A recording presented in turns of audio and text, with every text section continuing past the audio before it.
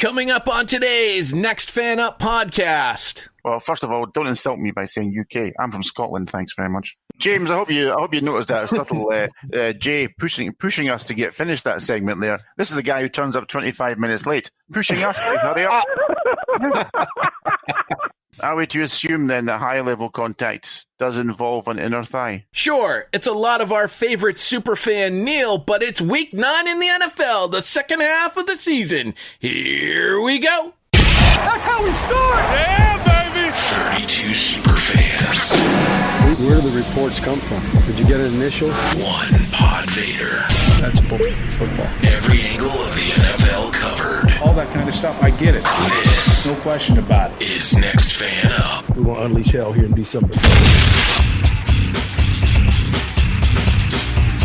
Hello and welcome to the We Are Your Escape, Your Distraction, anything you want it to be other than whatever else is going on edition of the Next Fan Up podcast. Hey everybody, PodVader here, along with two of, I think, our world's favorite super fans. Yeah, I'll stir that controversy up. Why not?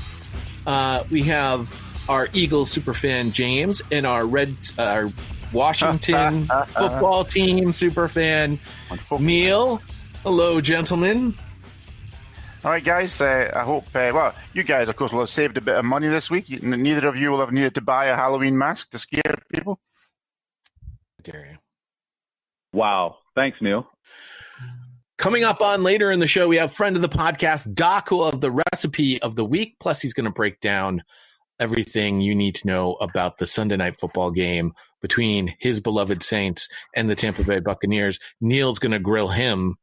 See what I did there? Huh? Mm-hmm. About some of the comments Doc made about Drew Brees last week. But Jay, you're so smooth. I think somebody's glazed you in honey. Yeah. I'd say, hey, guys, nice to be here. But, I'm still reeling from this past Sunday's games as far as stats that I've been pouring through and driving me crazy is how our team's winning, especially when 3 quarterbacks this week threw for 2 interceptions and lost 2 fumbles. And, it's just abysmal play all around. Some of these supposedly star young quarterbacks are not rounding into form. But in breaking news, a couple of facilities are shutting down today. So that's good. We'll get into that later as we get to those respective teams. Mm. When we do get to Philadelphia, there's a question there, isn't there, about Wentz? What is he, year 5 now, James? I like to throw the baby out with the bathwater, Alex. James, year 5, and he still hasn't learned that key quarterback skill of knowing when to throw the ball away. Live for the next play. It's crazy. I can't believe it. Oh, dude, that's such a shame. Yeah. Look, some quarterbacks have the talent to make it happen, but they also have the core receivers and talent around them to make it happen, a la Russell Wilson. But, Carson Wentz, and you don't have DK Metcalf and David Moore and Tyler Lockett to throw to. Don't get me wrong, Travis. Travis Fulgham is nice to throw to, but he's practically still a rookie despite being in the league 3 or 4 years. This is the point, isn't it? Travis Fulgham is the big news story, and that just shows you how bad your receiving core is when you're onto the Travis Fulghams of this world. Look, I've said it a couple of weeks ago. I'll say it going forward. The core of the receiving core should be Fulgham, Ward, Hightower, Rager when he's happy, and if you need a 5th receiver or 6th receiver after that, go out there and find somebody else. But again, the other 2 guys who I refuse to name, I don't care if they're healthy. They're not coming back. One of them attempted to come back last Thursday and missed the game entirely. So I don't count on them. Cut your loss, find a way to trade them. But James, I don't want to spoil the Fulgham story because it's a fantastic story, of course, when these guys come through like this. But in all reality, he's a number 3 receiver. He should be. He shouldn't be forced into the number 1 spot. He shouldn't be, but he is, and he's the best we got right now. And absolutely. He's proven that he can play that number 1 spot. He's burnt corners off the line of scrimmage. The fade, to the outside, he's running perfectly. He's not pinning himself to the sideline. He's giving himself room to get over there. When Wentz actually makes a decent throw, he goes up and he gets the ball. I mean, this guy has fight in him, and it's the type of fight I've been wanting to see in a wide receiver since Jeremy Maclin was there. So, I mean, well, I'm surprised. Neil, I'm glad you brought. I want to jump in on the Travis Fulgham stuff here real quick because I'm glad you brought up the fact that it is a wonderful story. And honestly, I tend to look at those types of stories in that type of prism of, hey, this guy wasn't the first round draft pick. He was undrafted or he bounced through a few teams, but he's still producing at a high level. This is wonderful. But on the same token, this was the Preston Williams story last year with Miami, and I don't think he's performing at the same level as he did last season. Yeah, I mean that's fair.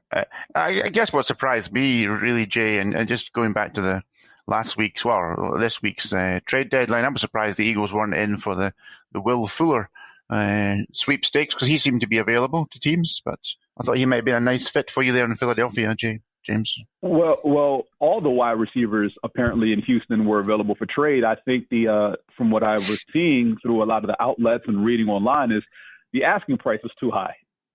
Teams didn't want to give up second and first round draft picks for any of those wide receivers. Nor should they. As James and I discussed on the NFL Sound Off, not a Week 8 recap, the team that got Will Fuller, the second he ended up on the field, he was pulling a hamstring. That's just Jay just putting negativity in the universe again. And of course, if Bill O'Brien had still been there, you probably would have got him for like a 7th round pick in 2024 or something. Oh, come on. That's a shame, isn't it? By the way, this is a lot of talk. I'm sure James didn't expect to talk about his team because the Philadelphia Eagles are on bye this week. I really rather not talk about my team. As are the Los Angeles Rams, Cleveland Browns, and the Cincinnati Bengals. In our Pigskin Pick'em group, it was a rough week in Week 8. I think on that NFL Sound Off show, I referred to it as the drunk week in the NFL. I ended up getting I got 8 correct straight up. The power rankings only got 7 correct. 9 was the number to win the week in our Pigskin Pick'em group on ESPN.com. Woo-hoo! And versus the spread, I only managed 5 correct picks. So it was another rough one for me versus Vegas. Me and Vegas are not getting along this season, not at all. In the Eliminator, never gotten along. That's also true. In the Eliminator, we still have 3 people alive there. How? Yeah, I know. It's impressive. I mean, thank you to the Rams for screwing everything up on Sunday, but how are people still alive at this point? I'm on 2 losses already. Let's see. Last week, let me go to our Eliminator group and see if I can give you a little bit more insight as to what's happening on that particular game. Let's see here. Niner Gary. So Niner Gary had the Chiefs last week. Dozer 1375 had the Buccaneers, and these picks stink had the Kansas City Chiefs as well. Goody for them not using the Chiefs earlier like I did. Yep. So, and they all had somebody different in week 7, but they all had the Dolphins in week 6, which I think is. Was that the week they played the Jets? Probably. It has to be. Yeah, it has to be. It's the only reason to pick the Dolphins in week 6. I wouldn't be surprised if unless these guys have used the Patriots, that the Patriots will be their pick this week, but that may not be in their best interest. Let's put it this way. It's definitely going to be a stressful game for one fan base, and it's not the Jets. Let's get to my useless stats, shall we? NFL games this past weekend produced 23 lead changes, or 1.6 per game on average. 2 games, narrow wins by Pittsburgh and Tampa Bay, had 4 lead changes. 7 of the 14 games in Week 8 were within 1 score on the last possession of the game. So, again, as the crazy 2020 season progresses, we've got all these crazy things that are going on, including even crazier lead changes happening in Week 8. It's funny, though, because with all of these 1-score games, half the league, 16 teams, have a record above 500 entering Week 9, and 11 teams have 2 or fewer losses, tied for second most such teams through 8 weeks in NFL history. which I brought this up. I mean, it's been a while since we've seen this in the NFL. Usually there's only 4 or 5 teams at the top, 4 or 5 teams at the bottom, and then there's this big middle. This year, it's a whole bunch of haves, a whole bunch of have-nots, and maybe 3 or 4 teams that could go either way. It's a little different this season. Probably because the competition is sparsing out that way. The better teams are actually beating on a more consistent basis. Yeah, you have what happened Sunday pop up every now and then across the board where you have the Bengals beat the Titans. But for the most part, that outcome is usually has been the other way around this season. The better teams are beating the lesser teams. So, yeah, and your middle is very small with teams that have, say, 3-4 victories at this point in the season, because that's basically your middle. You're talking about your 5+ win teams being more than half the league at this point because they all have winning records. But you know, when you're beating up on lesser competition and occasionally you have 2 of those teams face off, that's when they're getting a loss at some point. But for the most part, I mean, across the board, you look at all those teams with 5+ wins, look at their losses. If it's 1 or 2, they probably lost to a team that has a better record than they do. You know, a team with 6 wins, a team with 7 wins. What do you think, Neil? Well, I think we should move on to the first game. Put it bluntly and succinctly, so we'll speed through the Thursday night football game, which at the recording of this podcast is still going on, correct?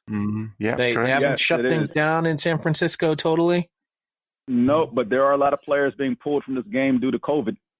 Well, that's because of the outbreak that the San Francisco 49ers had that popped up yesterday. We mentioned in our Thursday night preview, which you can go and download and listen to, that this game was a question mark due to a COVID outbreak in San Francisco on the 49ers.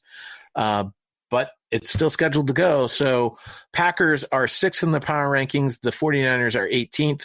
The point spread has now moved. Yesterday, I know it was at 5.5. It's now up to 7. Vegas has got the Packers favored by. We're going to take the Packers, except Neil's taking the 49ers. Neil, you do know that like the 49ers are putting out even worse of an XFL team this time around. Yeah, I think you certainly, obviously, the 49ers have upgraded the quarterback for this game, and you'll look at. I mean, I think on a serious note, I remember back to the playoffs last year. I think also in the regular season, didn't the 49ers absolutely cream the Packers twice? Yeah. Yeah, and I think what they did there was they ran all over them. And I know Green Bay Brian, our very knowledgeable Packers fan, is also concerned about the run defense again this year in Green Bay, saying that their star defensive tackle Clark's not really playing that well, and the other guys on the defensive line, the Smith boys, they're not doing the same as they did last year. So I think this is a huge kind of game that the Packers can look at and say, right, we got slaughtered by this lot last year because they ran all over us. Can they run all over us this year? Can we make that difference? And I took the 49ers because A, they're at home, and B, I think this will be much closer. It will be if San Francisco can run on the Packers, and if they can, then I think they can do enough to sneak this game out. Remember that we're saying the 49ers are having a terrible season, and then of course they're not playing as well as they did obviously last year. But I believe they're still 4-4, aren't they, going into this game? So they are 4-4. They're still in the hunt for a playoff spot. So a big game for the Packers. A bigger game for the Packers, I think, than it is for the 49ers. Let's see who the Packers are this year. Can they do this? Well, the Packers absolutely cannot lose to this 49er team. They can't. But, I mean, they can because the 49ers do one thing well, and that is run the football. And whether it's the running backs or the wide receivers, they get creative ways to catch these guys in stride moving upfield. So, and Neil, you mentioned the Smiths on the Packers defense. Those guys are brought in to get after the quarterback, not stop the run. And that's something the Packers did not address in the rest of the front seven this offseason. Until they get some run stuffers in there, you know, if you've got a capable back, you can do what Minnesota did on Sunday and just pretty much ram your running back down their throat and force them to take it because they can't stop anybody as far as running the ball if you stick with it. I mean, they took Rashard Gary, wasn't it, in 2019 draft, and he hasn't panned out so far. Really done nothing. But you're right with the Smith brothers. But they're just, I think last year they wanted to really just try and get a dominating defensive front, and that kind of worked for them to a certain extent. But this year it's not working. You can do what you like, I think, with that Packers defense. And when you've only got Devontae Adams to throw to on the offensive side of the ball, the only guy who's making plays, then a good team's going to shut that down. Well, Neil, on the 49ers side on the offense, Ayuk, Samuel, and Trent Williams are on the COVID reserve list, so they're not playing tonight. And, like I said, I don't know who's next up in that receiving room after those two, because those are the two wide receivers they like to run those jet sweeps and end arounds with to get them involved in the running game before they throw the ball to them.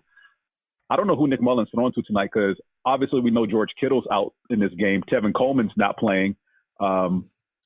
Richie James, wide receiver, shows up on the injury report as questionable with an ankle injury. So I'm not sure outside of Nick Mullins what the rest of this 49ers offense is going to look like tonight. So, yeah, this is a game, like Pod said, the Packers can't afford to lose this game. I mean, you talk about playing a lesser opponent that you should completely dominate. I feel like the Packers, if they win the coin toss, they should take the ball first, drive down the field as quickly as possible, put 7 on the board. Defense should come out and prove itself, get the Niners to 3 and out, so the Packers offense can come back on the field and make this a quick 14-0 game and take that running game away from them. It's going to be Trent Taylor at wide receiver and Ross Dwelly at tight end. Who's the next wide receiver after Trent Dwelly? It's not listed. Yeah. I don't have their practice squad listed here, but it's going to be a couple of practice squatters. You can't have enough Ross Dwellys on your team, can you? No, you can't. All right, so Sunday. That's enough about Thursday Night Football. You can listen to our preview that we released yesterday. It's time to get into the 1:00 games. We kick off at 1:00 Eastern time, as we typically do, with the Denver Broncos at the Atlanta Falcons. The Broncos have moved up to 19th in the power rankings. The Falcons remain steady at 28. They are 4-point favorites in this one, according to Vegas. The question is, can the Broncos defense do enough to slow down the Atlanta offense? The Falcons are only averaging 26.1 points per game on 401 yards per game. The Broncos D isn't making a lot of turnovers, but only allowing 360 yards per game. And to be honest, if I really was going to make what I truly think will happen, is I would pick the Falcons, but since my picks suck this year, I'm going to flip it to the Broncos and go along with the power rankings. Neil and James, you are both going with the Falcons. Neil, tell me why. I have no idea, to be honest with you. Yeah, I saw James, tell me why.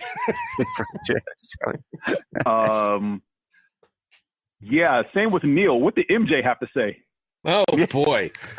Guys keep throwing me curveballs today. It's kind of crazy. I mean, MJ is consistent, so we might as well just yield to his, his write-up for these Falcon games going forward. And look, to be perfectly honest, every time I pick a Falcons game, much like I talked to him last week for the Thursday preview against the Panthers, no matter what I pick the Falcons to do, they're just going to do the opposite. I picked them to lose last week. They won. I picked them to win this week. They'll probably lose. Who knows what's going to happen? So while Jay's frantically searching for MJ's write-up, James, if you were the Falcons GM and come draft time next year you had a pick which allows you to take one of the sort of top young quarterbacks, would you do it? You mean Trevor Lawrence?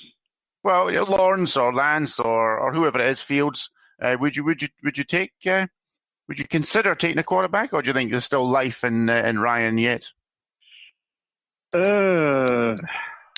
No, I probably wouldn't. So here's the scenario. The only way I would take a young quarterback coming up is, one, what coach do we hire in the offseason? Let's just say Raheem Morris doesn't keep his job, which, I mean, basically a definitely strong possibility. He doesn't lose the interim tag and become the full-time head coach going forward. Let's say they clean house. Whole coaching staff is gone. They bring in a new coach. If this new head coach is offensive-minded, then yeah, he's going to definitely want his guys in there. I mean, Ryan's 10, 12-year veteran at this point. I don't see a new offensive-minded quarterback sticking with Matt Ryan.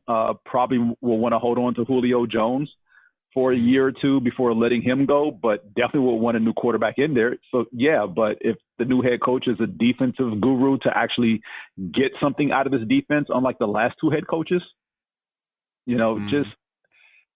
I think it depends on what happens with the hiring of the new GM and the new head coach in the offseason. But in a vacuum right now, would I 50-50 either way? I mean, Matt Ryan's had a solid NFL career and has been great for the Falcons. They just tend to come up short in the playoffs. The second Matt Ryan becomes available, I have a jersey waiting for him. Yeah, of course you do. James, when I was expecting a kind of yes/no answer, they kind of tune out at some point. So is that a yes or a no to taking a quarterback in the first round? I don't Should know. be no. Oh, okay, right. You no from Jay. See, that's how you do it, James. Yeah. It would be a dramatic mistake for the Atlanta Falcons to let Matt Ryan leave that organization. Not just because I'm a fan of a team that let their significantly older quarterback leave for a different organization, and he seems to be doing just fine, but more about the fact of what Matt Ryan means to the Atlanta Falcons organization and the Atlanta area. What do you mean? He's been very involved in the community, especially the African-American community, and has been a true leader for the Atlanta Falcons team ever since he was brought in and drafted as the quarterback for that team. The whole rebirth of the Atlanta Falcons is because of Matt Ryan at quarterback. To me, you cannot let Matt Ryan go as the Atlanta Falcons. It would be a tremendous mistake if they did. I understand getting younger, but don't get younger for the sake of getting younger. Get younger because you're actually going to make your team better. And I don't think that's going to be the case. And you're definitely not getting Trevor Lawrence because you got to find a way to get negative wins to get below the New York Jets. Yeah, I mean, they have they've gotten younger, and I'm not sure if that helps. So if they get younger, they might be better. What James did touch upon, which I agree with, is the choice of head coach. It's going to be really interesting because they have had defensive coach for the last coach. He was defensive guy, wasn't he? So that usually in those scenarios, the team then goes the opposite direction and goes for an offensive coach. So be interesting to see if it takes like Joe Brady, for example, from Carolina, make him the head coach. Then they might want to start afresh with a new quarterback. MJ writes, this week the Dirty Birds offense should be in good shape. A couple of highlights were the 3rd and 4th down conversions that the Dirty Birds made. They looked pretty good and something we don't see very often. Matt Ryan scrambling for good yardage. A lot of the chatter was about Ryan not scrambling, but I'm for it as it fired up the offense and made them perform much better on the plays following the yards he picked up with his legs. As for injuries, the only injury that will have any major impact is Calvin Ridley. He injured his foot in the game against the Panthers, listed as day-to-day and didn't practice. Russell Gage has an injury to his shoulder and knee. He did practice, but was limited. Defense looked pretty good last week, had some impressive stops and helped the Panthers offense to just 17 points and look good doing it. Hopefully they can repeat last week's performance, pick up the 3rd win of the season. As for injuries on the defense, Dante Fowler has a hamstring injury and Takk McKinley has a groin injury. Neither of them practice. Look, MJ has no problem saying groin, James. Well, he didn't say it. He wrote it. The Broncos are missing their top cornerback, so having Ridley and Jones on the field at the same time should work out quite well for the Dirty Birds offense. I'm predicting a victory, Dirty Birds 28, Broncos 20, except Calvin Ridley is a real question mark. I don't think Calvin Ridley's playing in this game, James. Right now he's listed as questionable. He did not practice on Wednesday. And, yeah, he already touched on pretty much every single injury I was going to bring up between McKinley, Gage, Fowler, and Ridley. He's spot on. All with the exception of Ridley, everyone he was either limited or didn't practice. Before you get to the Broncos, James, I'm a bit sick and tired of this moniker they use, this Dirty Birds thing. I mean, it's pathetic. It really is. I mean, this year, this team, they're not Dirty Birds. They look like, you see these things on television where there's been an oil slick in the sea and these birds are dragged out and they're kind of looking like they're nearly dead and they're spitting up black sort of grime. That's how I think about them. Oh, man. On the Broncos side, wide receivers Deontay Spencer and Tim Patrick show up as questionable. A.J. Bouye and Bryce Callahan, the corners, also showing up as questionable with Bouye in the concussion protocol. Callahan with an ankle injury did not practice on Wednesday. Philip Lindsay has jammed toes in his foot. He did not practice on Wednesday. Is listed as questionable for Sunday. On the offensive line, Austin Schlottman and DeMar Dotson also show up as questionable as well, with Nick Barnett, the tight end. So injuries abound on this Broncos offense. The Seattle Seahawks are at the Buffalo Bills. The Seahawks move up to third in the power rankings. The Bills remain steady at 8. The Seahawks are favored by 3 points in this game. Seattle, 34.3 points per game, lead the NFL in that regard, while the Steelers rank 5th. I don't know why I have the Steelers here, but they are the only two teams in the league that have scored at least 25 points in each of their first 7 games this season.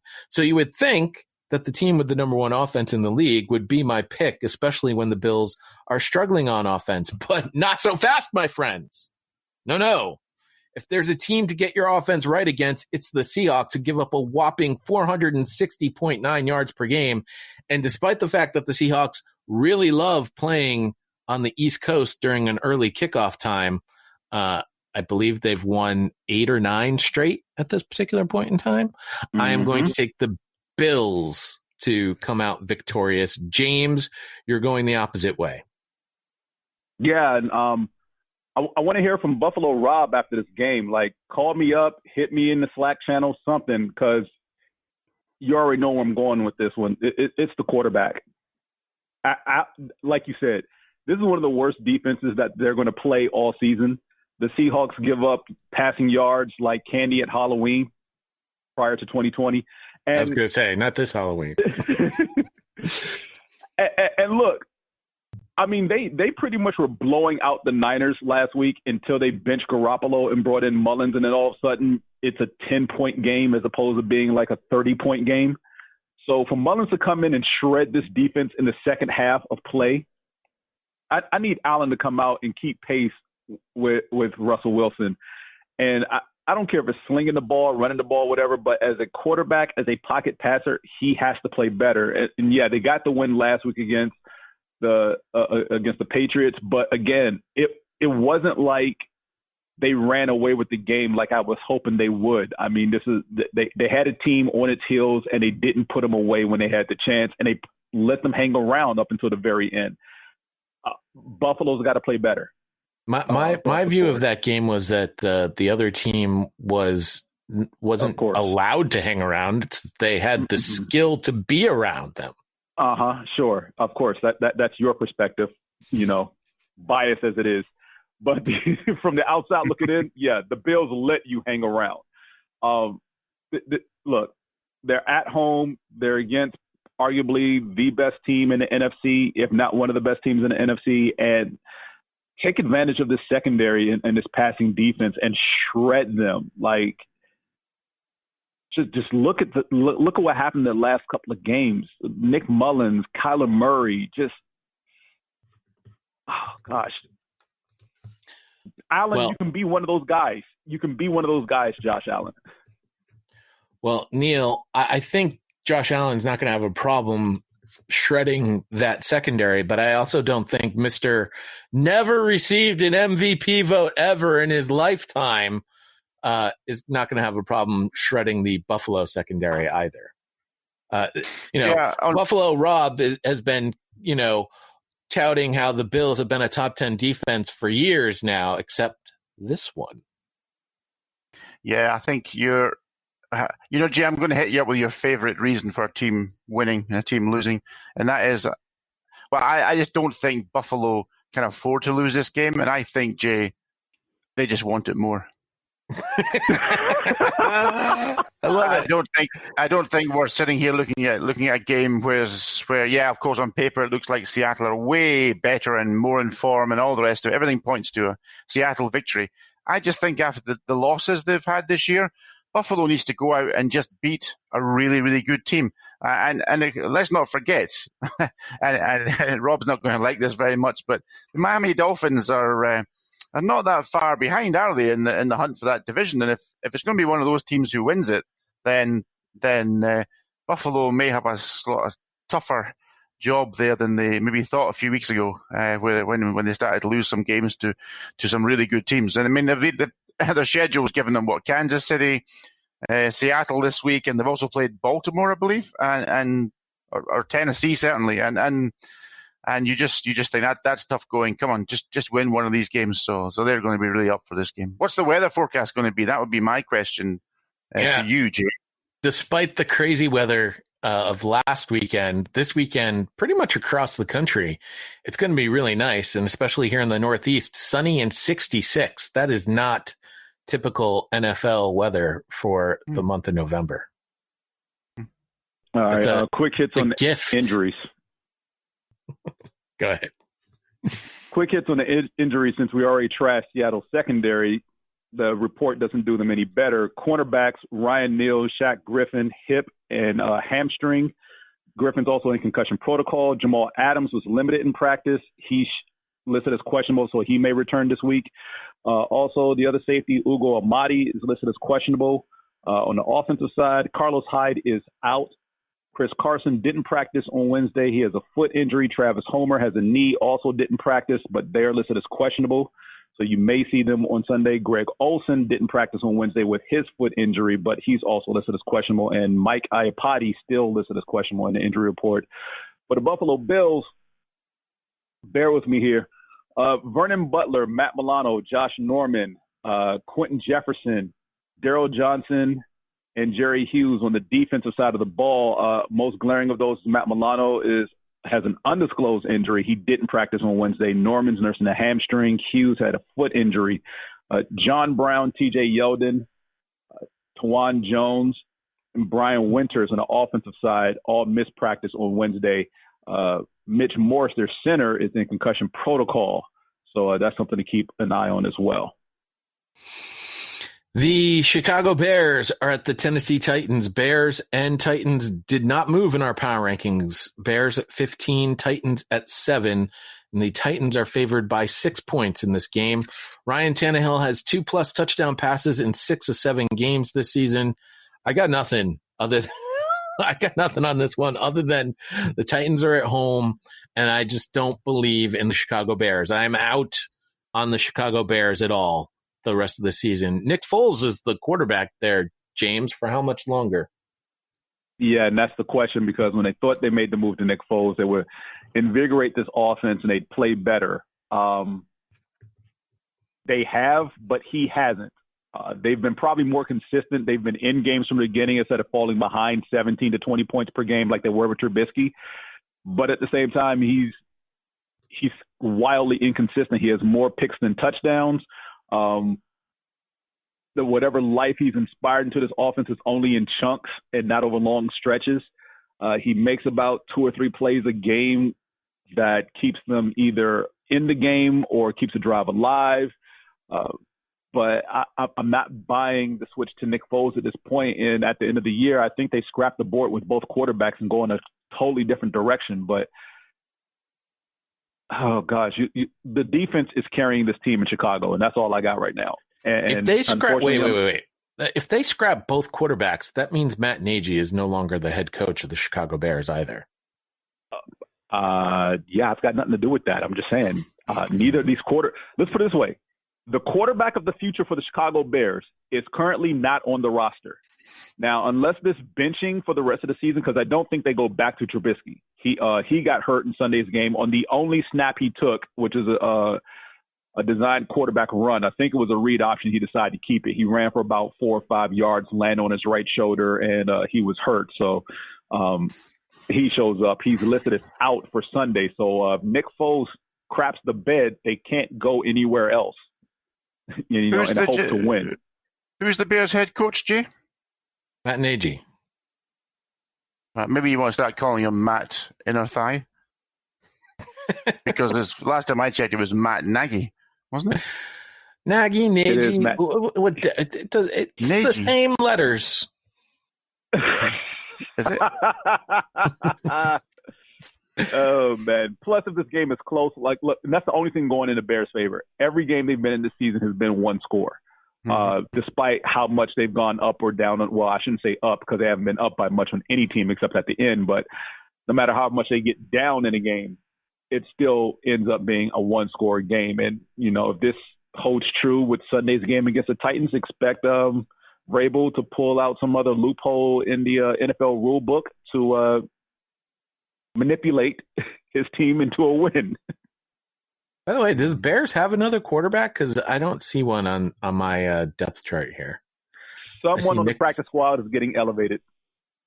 I see Nick Foles and Mitch Trubisky, and that's it.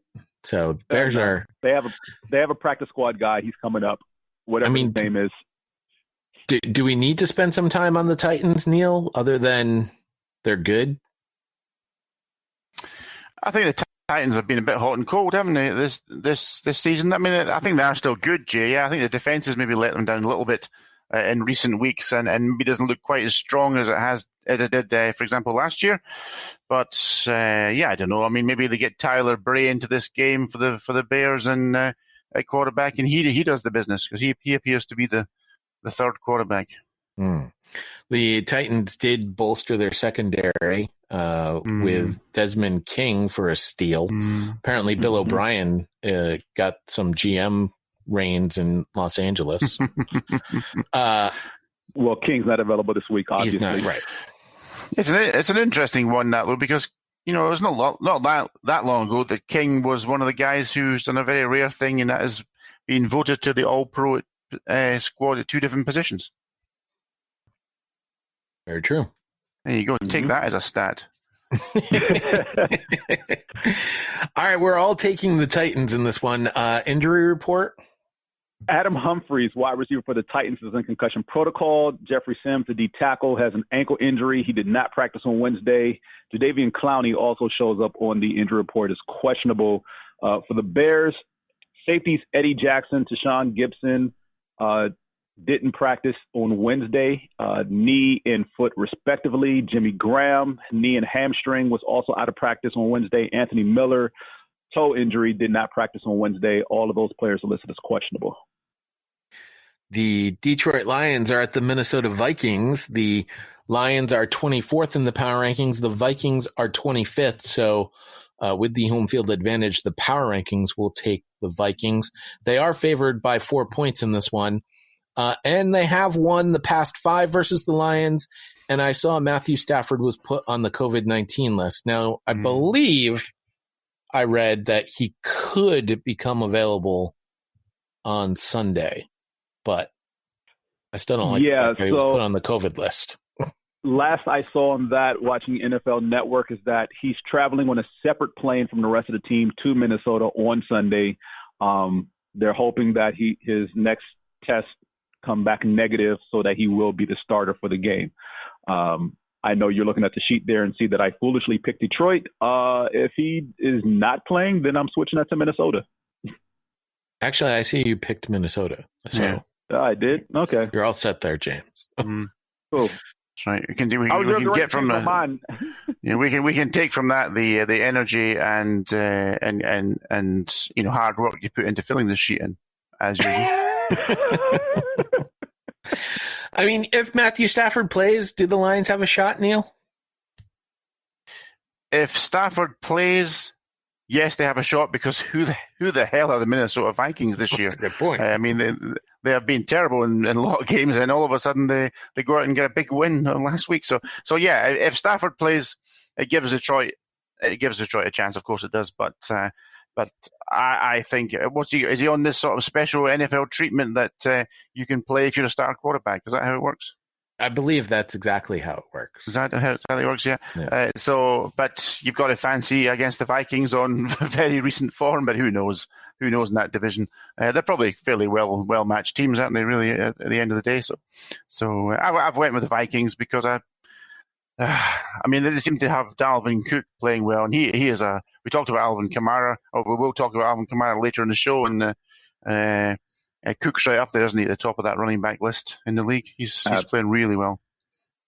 Absolutely. And real quick, to go back to the last game about Chicago, their center, Cody Whitehair, tested positive for COVID-19. So the Bears have shut down their facility for the day, canceled practice, and all meetings are being held virtually. So that's something to keep an eye out for going forward for the rest of the week. Back to this game. Perhaps I need to create like a COVID-19 alert sounder for all these games. So annoying. But in any case, by the way, Dalvin Cook, just to reiterate, in case you didn't listen to the NFL Sound Off show, the first Vikings player to score 4 touchdowns since Mr. Mrs. Huxtable, Ahmad Rashad himself. Ahmad Rashad. Did it back in 1975. They seem to do well when they let Dalvin cook. I see what you did there. Yes. Well done. And Neil, you're absolutely right, because anytime you put this game on the shoulders of Kirk or the hands of Kirk Cousins, bad things happen. Yeah, I always said that just to get a Kirk Cousins rant out of you. Look, injuries. You're not a Kirk Cousins fan then, James? No?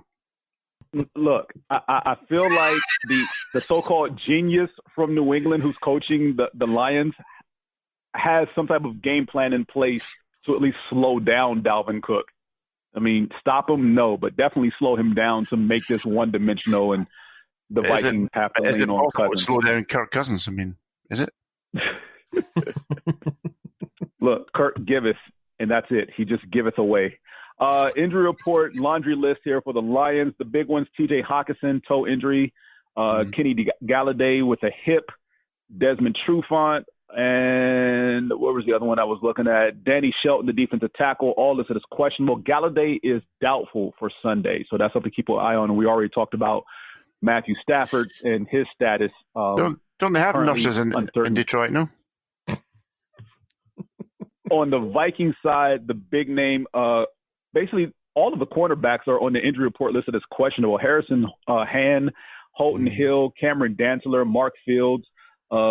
They're all on the injury report this week. Dantzler is in concussion protocol along with a neck injury. So, and just to demonstrate, James, I do listen sometimes to your injury reports. You said the same thing last week. All the DBs were on the injury report last week too. Could be why they decided to slow the game down and run it. Maybe. Oh, interesting that according to my depth chart, Matthew Stafford is out for this Sunday. Daniel Chase, or I'm sorry, Chase Daniel. Chase Daniel is your quarterback. What happened to the guy who started in Thanksgiving games last week? What was he called? David Blau. He is listed as the backup to Chase Daniel. Chase Daniel, Blau. Oh. Yeah, Blau was terrible. That's blowing me away. See, you guys want Dad Joke Thursday to come back. No, we don't. You just haven't admitted it to yourselves yet. Next game. The Baltimore Ravens are at the Indianapolis Colts. The Ravens are 5th in the power rankings. The Colts are 10th. Vegas is favoring the Ravens by 2.5 points in this one. Phillip Rivers has 300-plus passing yards, 3 touchdown passes, and a 110-plus rating in 2 of his past 3 versus Baltimore. And this is literally just because my picks suck. I'm going with the opposite of what I think will actually happen. I'm going to take the Colts in an upset against the Baltimore Ravens. I know I'm crazy, so you don't have to worry about calling me crazy, Neil. You can just give the reasons why I'm wrong. Call them crazy anyway. Well, I think Jay. I think there's a big question for me here, because you actually could be for once their season correct. It could be that Humphrey and a whole load of guys are on the COVID list for the Ravens. I think that's correct, isn't it? I think Humphrey did have high level exposure to someone, and the teammates he was in contact with have been sent home. Also, the Colts facility is shut down today because they've had an outbreak of COVID as well due to some front office personnel and a couple of players. What did you say there? High level what? Intensity? No, high level. High level. So apparently they're gauging contact with people who have tested positive for COVID, whether it's low-level contact or high-level contact, and Humphrey I'm assuming was having high-level contact with someone. So are we to assume then that high-level contact does involve an inner thigh? Are they just trying to be nice and sort of phrase it differently? I'm only going by what's being reported, so. Strange. I say, come on, Jay. I think the Ravens need to bounce back here, and Phillip Rivers does look a bit like a sitting duck, doesn't he? When you think of that the Ravens coming after him.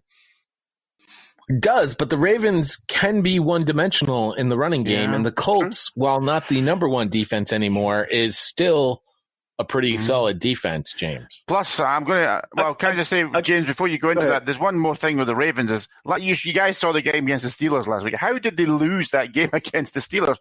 Quite simply, they lost it on the first play when the pick six went. I have the information right here. Lamar Jackson, 13 of 28, 208 yards, 2 touchdowns, 2 picks, 3 fumbles, 2 lost. I mean, I like Jackson. 4 turnovers right there I talked about earlier. I like Jackson. He's a very exciting player, but questions are starting to be asked, aren't they, about his big game mentality? Because he keeps losing these big games. He just keeps losing them and playing terribly. And I hate that because ordinarily he's such a fantastic player to watch, isn't he? I mean, everything he does.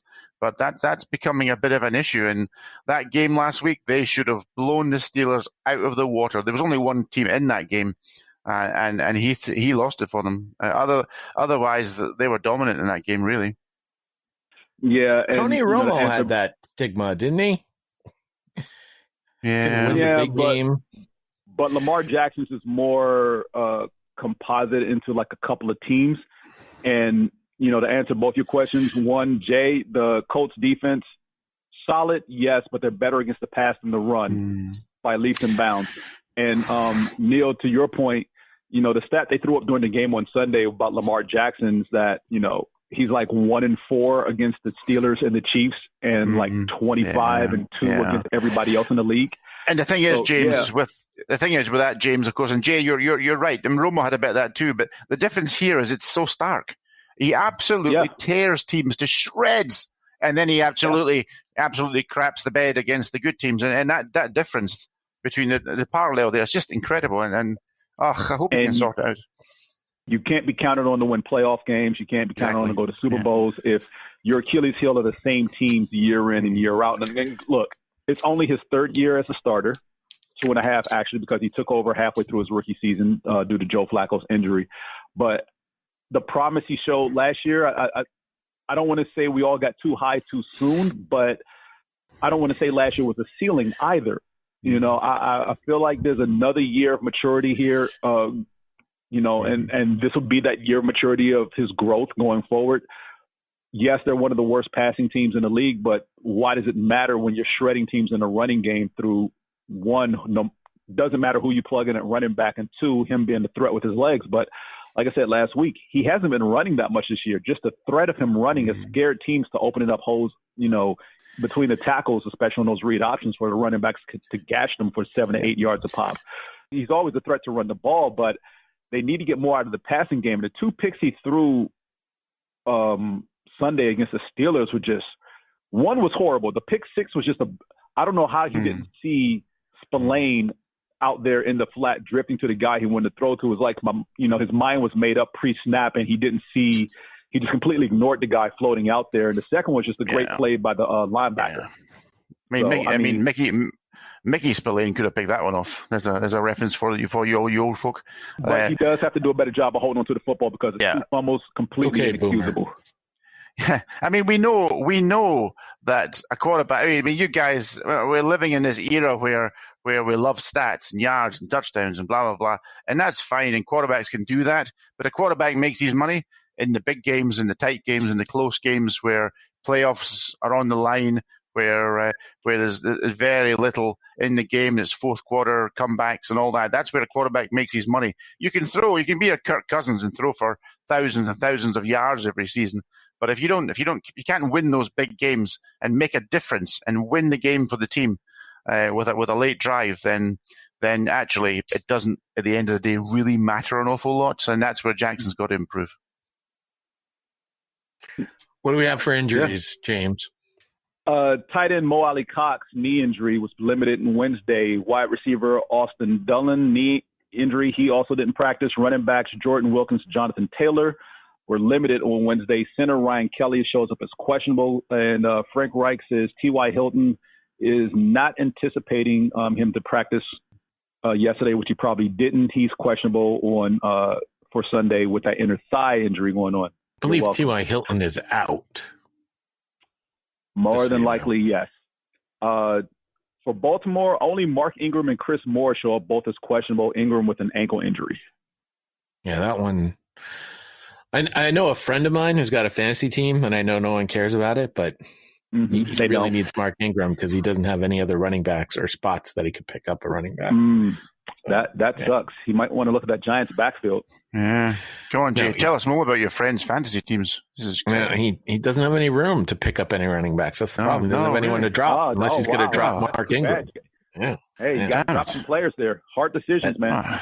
Yeah, friend of mine. There's all that stuff going on in America, and he's got that on top of it. My God. It's seriously. That's the tough part. What's that called? First world problems? Carolina Panthers. Tell him to grow a pair and just choose somebody, for God's sake. Carolina Panthers are at the Kansas City Chiefs. The Panthers remain steady at 17, and the Chiefs keep the number one spot due to some last-minute campaigning by the Kansas City Chiefs superfan Nick, as you bums took your time putting in your power rankings this week, superfans. I'm not necessarily referring to you, Neil, or you, James, but actually, Neil, I don't think you didn't do power rankings this week. I did them this afternoon when I did the pick sheet. I'm sorry, they're too late. They weren't postmarked correctly. I often think of the power rank. If I haven't done them, then the power rankings don't actually count. So there we go. But we can move on from this game. Chiefs will win by a lot. Great, fantastic. Let's move on. They're favored only by 10.5 in Vegas. I don't know why that line came down. That they beat the 21 or ridiculous line they had against the Jets. So, yeah. Mahomes, by the way, has just 4 games to score 3 touchdowns to become the fastest player to score 100 touchdowns. Dan Marino took 44 games, and this is Mahomes' 40th tilt. So I do believe, he could probably get those 3 touchdowns in this game, and there you go. But before we jumped on air, I was chatting, and conversation we had was about the Carolina Panthers, and look, this is a solid team, really at this point in the season. And they're playing better than probably most people would have expected. I've been very impressed with Bridgewater's bounce back. Statistically, he's ticked all the boxes as far as I'm concerned. Definitely right now, at least middle of the pack. If you want to rank all the quarterbacks, I put him somewhere between 12 and 16 if I was ranking the quarterbacks right now in the league. At worst, at best, just outside the top 10. He's playing great. Look, he hasn't had McCaffrey. That would be generous to put him outside the top 10, I'm just going to say. Teddy Two Gloves. Teddy Two Gloves has been playing that well this season. I've purposely been watching all his games specifically just to see how well he was going to bounce back and be the starter. Look, there's not a lot of talent out there around him. He hasn't had McCaffrey the last 4 or 5 weeks. His receivers have stepped up, and Robbie Anderson looks like a bona fide star as far as I'm concerned. Their defense is pretty much what's been hurting them. This is a young defense, and I don't think there's a single starter on the defensive side of the ball with more than 5 years experience. There's a bunch of third-year and under players at key positions, and unfortunately, when they get in tight games, they break. And that's really the only downside to this team. Look, next season, expect this team to pretty much be a headache for everybody. And even this year, they're not an easy out. As far as I'm concerned, the only reason they lost that game Thursday night to the Falcons, and Falcons fans will disagree, I don't care, was because they knocked out Teddy Bridgewater in that game. Had he played the entire way without leaving the game for any reason whatsoever, I believe the Panthers would have come back and won that game against the Falcons. But the moment he got knocked out, and he was out for basically the entire third quarter and half of the fourth, they couldn't generate anything without him in there. Bridgewater is the straw that stirs the drink on that offense until they get McCaffrey back. And, as far as I'm concerned, he's playing He's playing pretty damn well. I'm not going to say phenomenal, but he's playing pretty damn well this year. Well, Next I'm just year- going to tell you statistically. Go ahead. He's 9 touchdowns, 6 interceptions. That's meh. I mean, to be They've been in fair, every single game. to be this fair, year, the way that you've listed the Carolina Panthers, who are 3-5 on the season, they are meh.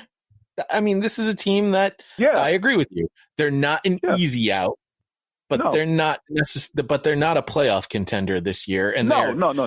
Just a reminder, they are in the NFC South, which features the Tampa Bay Buccaneers and New Orleans Saints.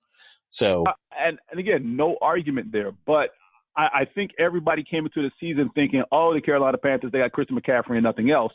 And that's not the case. You know, I think a lot of people probably figured this team to be 1-2 wins tops all season. And as far as I'm concerned, statistics, win-loss, whatever, as far as I'm concerned, they've exceeded whatever expectations people had of them this year, which probably weren't much to begin with anyway. So at the end of the season, I could see them with 7, maybe 8 victories at the end of the year. It's not that far-fetched. They're 3-5 right now at the halfway point. So finding another 3 to 4 victories, not that difficult. I actually had them exactly at 3-5. In my preseason predictions, I actually had them at 3-5 exactly at this point of the season. The rest of the season, I see them picking up only 2 more wins. Let's see. They have this game against the Chiefs, the Bucs, the Lions, the Vikings, the Broncos, Packers, Redskins, Saints. There's maybe more than 2 wins in there, but not there's very definitely more than 2 wins. No.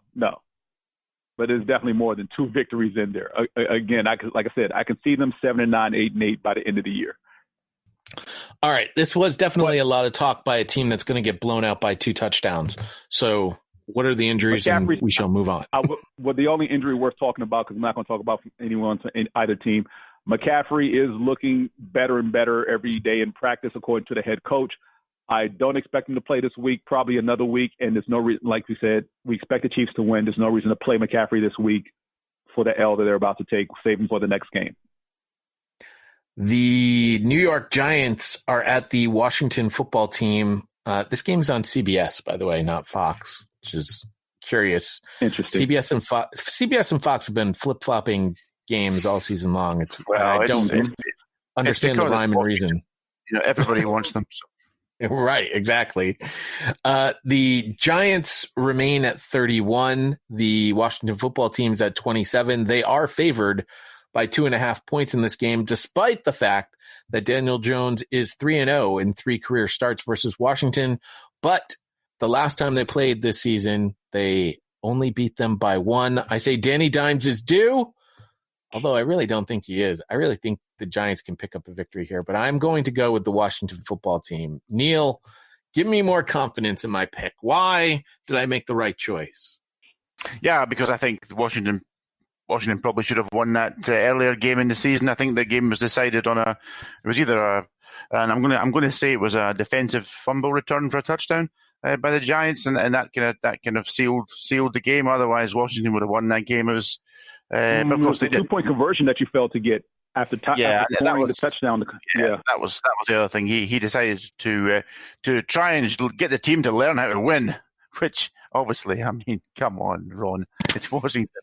What chance have you got of that, you clown? Anyway, so he tried to go down that line, and of course they fell flat in their face in the mud and missed the 2-point conversion, so we lost the game. I think we probably would have won that game if we went to overtime. We had the momentum, and I felt that was probably a mistake. I know this modern fangled, let's try and win the game on the 2-point conversion at the end, but I think sometimes you've got to realize you had the momentum. You'd scored the last 2 touchdowns with good drives in that game, and you probably could have taken it into overtime and won it. So, but anyway, that game's gone. So here we are at home. We've had our bye week. We've got a few players back who had niggles, and I think our defense will be too strong for the Giants. And of course, as you know, Jay, our defense is number 1 against the pass in the league, and like number 10 against the run, the number 4 defense overall, and that's carrying us, keeping games close for us. So we'll see how that goes. I think we'll win. I think you made a good choice there. James, you disagree? Yeah, I did. Look, I don't like either one of these teams. There's no bones You about don't that. say.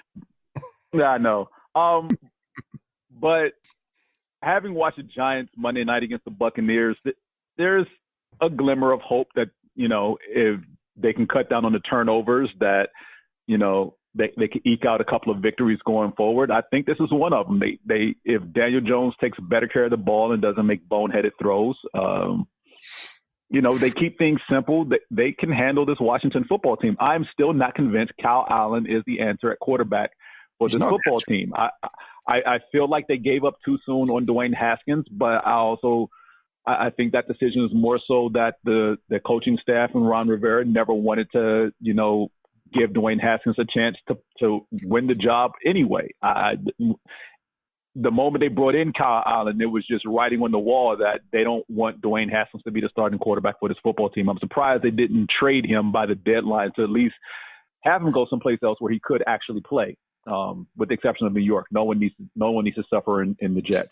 But I think, I don't disagree with what you're saying there, James, at all about Haskins. But I think you have to remember that the rumors coming out of the locker room was that the players just did not want him starting, and the coaches either. There was problems in terms of preparation, in terms of maturity. He may come back, and let's hope he does. He's a second-year player. Well, but I think the maturity issues were. I think he was just being very immature in terms of, like, for example, the story coming out was that players were very upset when he played one game this season, and I think he went over 300 yards for the first time in his career, and the team got well beaten in the game, and he was sitting in the locker room saying, "I was great, I did my 300 yards, I can celebrate, that was fantastic," and the guys were like, "We just lost heavily in this game," so I think there were issues there. I think there were issues there in the locker room. I hope he comes back. It'll probably be a different team, and I think you're right. I don't think Rivera and Scott Turner were overly excited about the prospect of working with Haskins, but if the immaturity issues and things are coming out, then maybe there was a lot going on there that we don't know about. So, but you're right. Yeah. Kyle Allen's not the answer either. That's for sure. 100% for sure. I'm just waiting to see when they decide to turn to Alex Smith, because that's next. Yeah. I think they're stuck in a bit of a quandary, because ordinarily at 2-5 you'd be in no man's land, and you'd be trying out things like bringing Alex Smith back in that. But of course, in our division, James, 2-5 puts you second in the division. It's a game out of first place, absolutely. Quick hits on the injuries here. Logan Thomas, a tight end, limited in practice on Wednesday with the ankles. Steven Sims Jr. was put on injury reserve. Other wide receiver Isaiah Wright has a shoulder injury. He was limited in practice. And a defensive end, James Smith-Williams, is listed as questionable, along with tackle Jerron Christian. For the Giants, Logan Ryan, Blake Martinez, Devontae Downs, all listed as questionable. They did not practice on Wednesday. Wide receiver Sterling Shepard, running back Devontae Freeman, did not practice on Wednesday. They are also listed as questionable for Sunday with a shoulder and ankle, respectively. Mm-hmm. Pretty sure Logan Ryan is the Giants' best defensive player. It's some would say Blake Martinez. Some might say Logan Ryan. The final 1:00 game will be a quick one too. Houston Texans at the Jacksonville Jaguars. Texans 26th, the Jaguars 29th. The Texans favored by 6.5. Rookie Jake Luton, however, same letters again, Neil, is the starter for Jacksonville. That's enough said for me. I'm locking the Texans in, despite the fact that the Texans have looked terrible all season long and only have one victory. Playing against the depleted Jaguars with a rookie quarterback making his first start, I think the Texans will be just fine in this one. Yeah, Luton is a famous sort of city here in the United Kingdom, just near London, famous for its airport, and it's Luton. Yeah, okay. That's all I've got in this game. Yeah, there's really nothing to. What is the injury report, James? Here. We can move on. So Jacob Martin, linebacker, was placed on the COVID reserve list, so he's out for Sunday. Randall Cobb is battling an illness that's not COVID related, so he's questionable. Calvin Manuel is in concussion protocol. For the Jaguars, you already mentioned Gardner Minshew. Reason he's not playing is a thumb injury.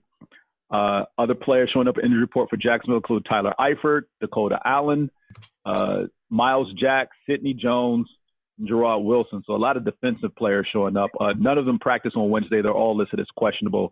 And to skip back from something earlier we left out of the Chiefs-Panthers matchup, the Chiefs facility was also shut down today due to COVID.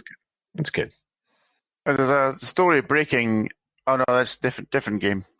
A game we've covered already. Just with the Tennessee Titans and the Bears. But yes, that was shut down. Yes, yeah. Lots of COVID shutdowns that are going to happen all over the place. So you obviously have to keep paying attention to the latest news reports on sports channels. Ignore the other news reports. Just watch. There are other news reports? No. I thought the only channels that existed were NFL Network and Cartoon. That's right. There you go. All right, 4:00 games. The Las Vegas Raiders are at the Los Angeles Chargers. And the Raiders, coming off a bye, have moved up to 13th in the power rankings. The Chargers fall to 22. Vegas the Raiders originally... are coming off a bye. The Raiders beat the Browns on Sunday. Raiders beat the Browns on Sunday. Oh, you're right. Listen, again, I had this problem last week too. Everybody was on a bye. No, they weren't. The week was just ugly. Vegas has this as a pick'em, although I believe they originally had the Raiders as favorites. I'm curious as to why the line has moved so much at this particular point in time. Is it because of quarterback Justin Herbert, who on Sunday can become the first rookie in NFL history to throw 3 or more touchdown passes in 5 consecutive games? Deshaun Watson is the only other rookie to pass for at least 3 touchdowns in 4 straight contests. Despite the great play by rookie Justin Herbert, the Chargers still don't know how to win games, and I think this is one that the Raiders can sort of put a little distance between them and their other teammates not known as the Kansas City Chiefs in their division. Yeah, I think you might just want to slow up a little bit on the great word around Herbert. I mean, he didn't have the greatest of. I thought he was partially the problem in their loss to the Broncos last week, Jay. So, is that defense is finding him out, or is that just a bit of luck on the Broncos' part? I mean, he did throw a couple of picks and crucial picks at that. Yeah, Neil, I mentioned this when recapping that game, or doing the not recap with Jay on Tuesday, that they were up 24-3 at one point, and it was pretty much 5 minutes left in the third quarter, and all they could manage was 6 points on 2 field goals. If any one of those had been a touchdown, the outcome of this game is vastly different. So, yeah, look, while Herbert's putting up big numbers consistently throughout the entire game, he's not doing it, and the defense is choking because the way they lost that game, I have to put 90% of that on the defense and 10% on Herbert. And now the defense without Desmond King, who they traded away. I mean, was he actually playing there to begin with? That's a good point. I don't know. To me, I think the Raiders have found are better than the Chargers and the Broncos in this particular division. Yeah, but there's still a glaring gap between them and the Chiefs, despite the fact that they beat them earlier this season.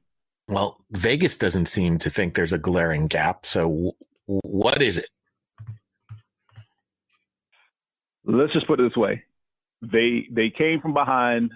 They got a nice, good win against the Chiefs in the first matchup. There is a second matchup coming. I don't expect it to go their way. All right. But yes, they are better than the Chargers and the Broncos in their division.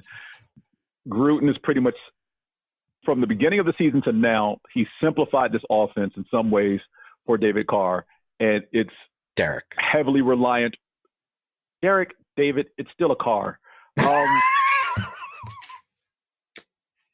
D-Car, okay? Jeez. whoever the quarterback is, not important. The person, the 6 people who are important are the 5 guys up front blocking and the guy behind the quarterback, Jacobs. And as long as they rely on those 6 people to be a heavy part of the game plan, they will continue to be in, if not win games. And that's basically how they salted away and took care of Cleveland this past week. Albeit not the second coming of Nelson Aguilar. Who? Yeah, that you heard me.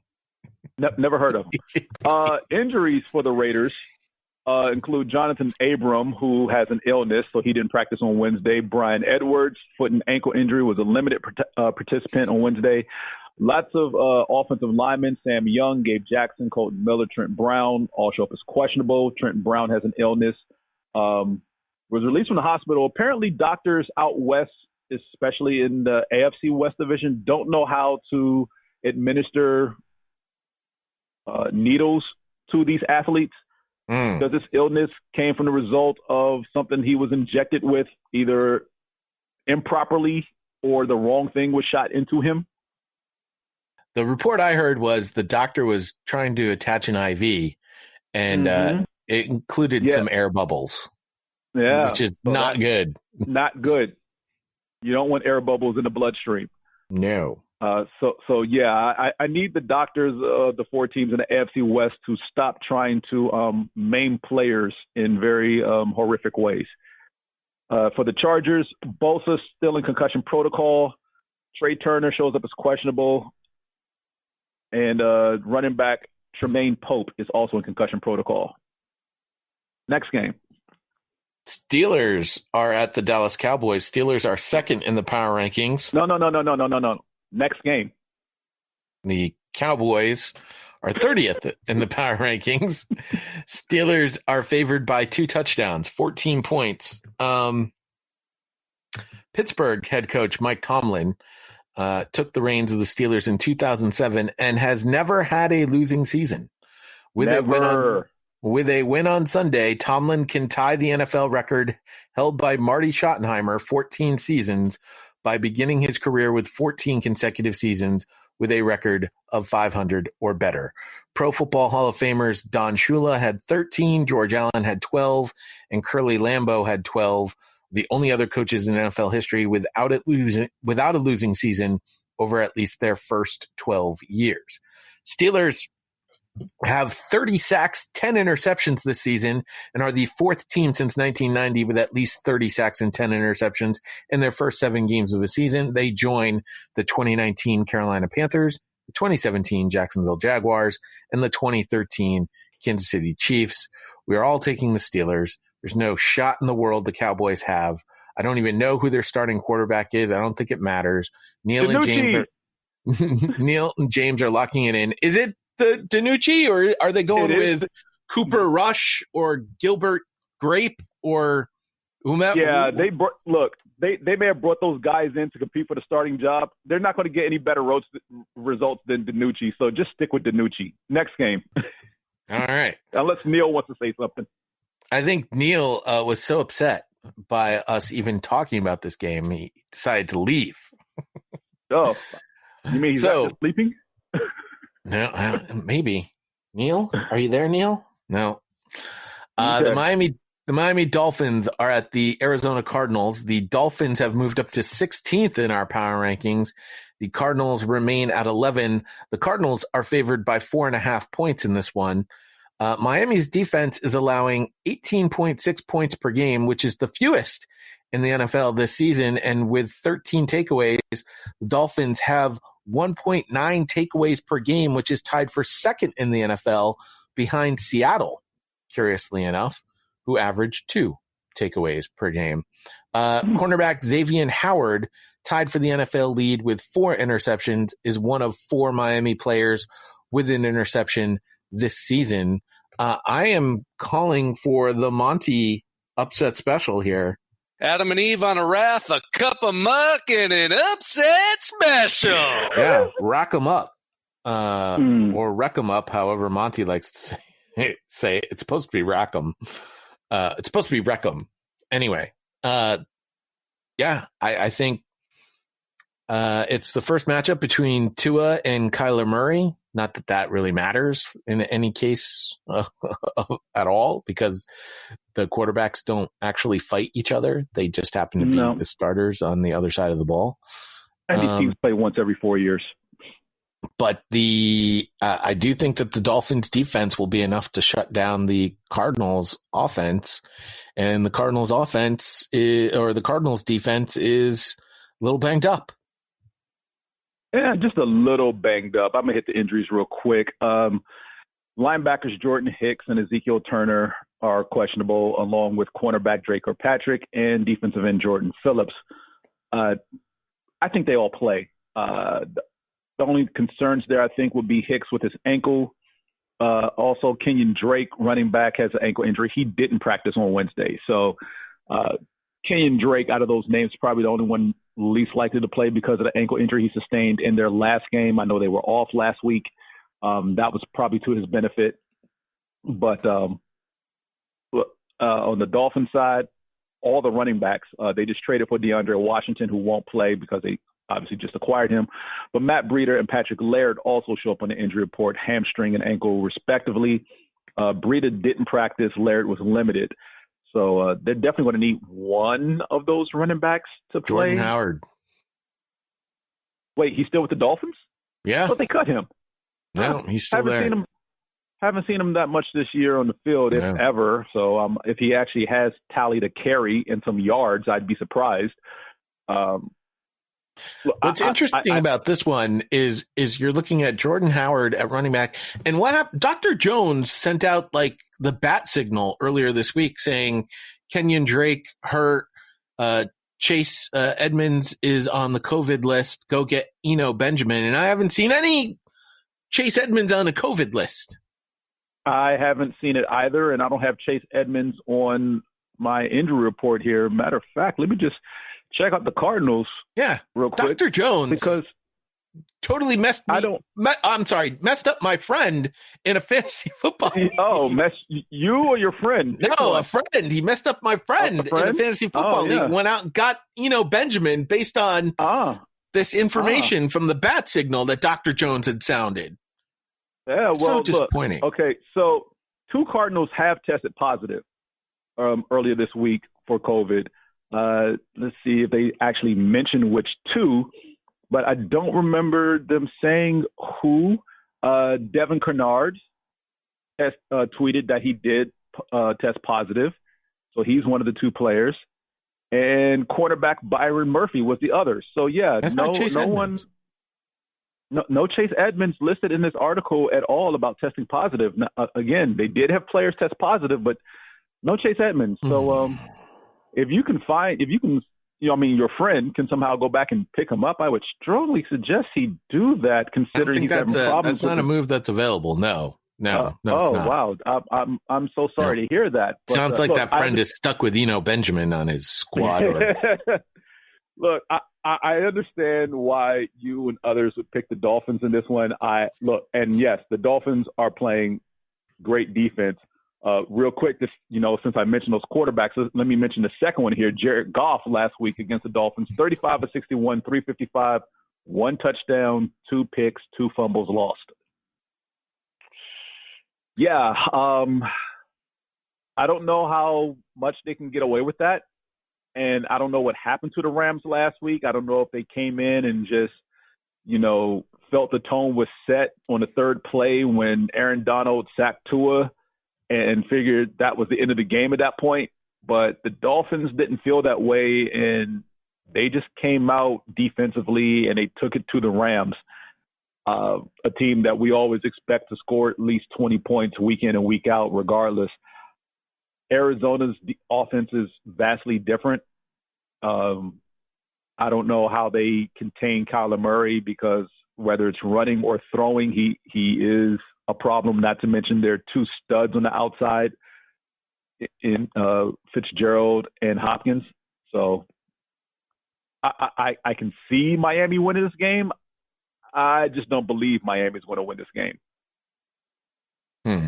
Well, that's why they play the game. By the way, this game also on CBS.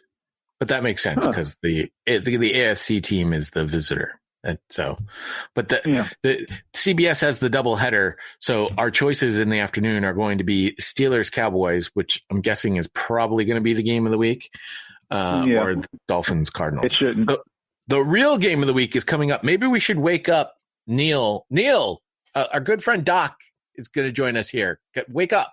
All right, ladies and gentlemen, we've come to Sunday Night Football. And as promised at the beginning of the show, we are now joined by our guest. He is the co-host and founder of the Tailgate Homegate Nation radio show and is an award-winning gridiron chef, has provided us with delicious, sumptuous meals and treats all year long, every week. It is our good friend Doc. Hello, Doc. Gents, good to be with you. Cooking up another storm this week like last week. I hope you enjoy the recipe. We'll get to that later. I was about to ask, do you want to talk food or football first? Because I know Neil has got some issues with you about the football side of things. Well, let's get back. Okay, we need to review the Bears and the Saints. My friend from the UK, you can start. Well, first of all, don't insult me by saying UK. I'm from Scotland, thanks very much. My family from Scotland. Joking. As Logan Roy would say from the town next to me, off. Unless it's the Highlands of Scotland, we really don't care. You guys are starting off well. Have you had a stressful week this week over there? I'm just saying, there can be only one. Okay. Anyway, well, let's talk about the one who's the quarterback for the New Orleans Saints. Neil, go. Jay, you can cut it from the last podcast and stick it in here. But Doc was convincing us that there was nothing wrong with Drew Brees' arm in terms of performing in windy, cold conditions. And I'm not convinced that's the Drew Brees I saw last week. So I kind of want some sort of detailed explanation and apology from Doc for this heinous crime. I feel like by the end of the game, Drew Brees looked spatchcocked. Spatchcocked, a food reference, like inner loin. Inner loin. Well, he actually, ironically, just showed up on the injury report yesterday with a right shoulder problem. I don't think that was something habitual before the game, but you're right. And I don't know. I don't know if it's 20%, maybe 30%, 40% is a byproduct that wide receiver 1 and 2 are out, and he's not connected with his downfield receivers. Like we had guys in there from the practice squad on Sunday night. So I don't know. I will tell you that I think I want to assess things as we get our Thomas Sanders 1 and 2 back added to the offensive MVP so far, Alvin Kamara. They're getting it done with shadows. They're getting it done, but he's still playing efficiently. The offensive line is playing efficiently, and it masks a lot of other blemishes on that team. But I think that Davenport's back. What's that? Sorry, Davenport's back. He looked good.